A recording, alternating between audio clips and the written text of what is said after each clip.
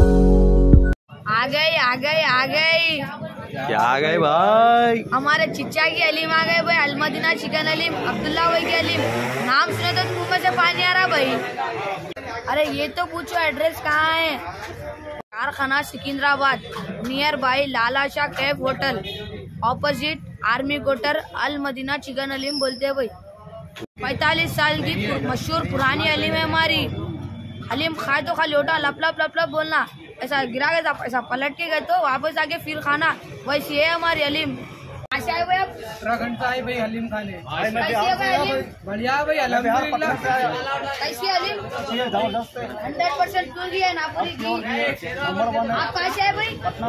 पटना से आए थे भाई। देखे इतनी दूर से आए भाई। आप कहाँ से आए? उत्तराखंड से आए भाई। भाई उत्तराखंड से हमारी हलीम खाने, अलमदीना चिकन हलीम।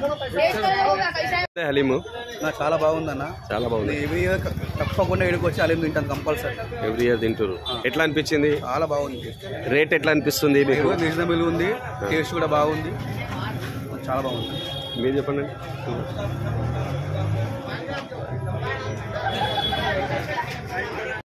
कैसा है भाई हलीम? मजे में ऊपर।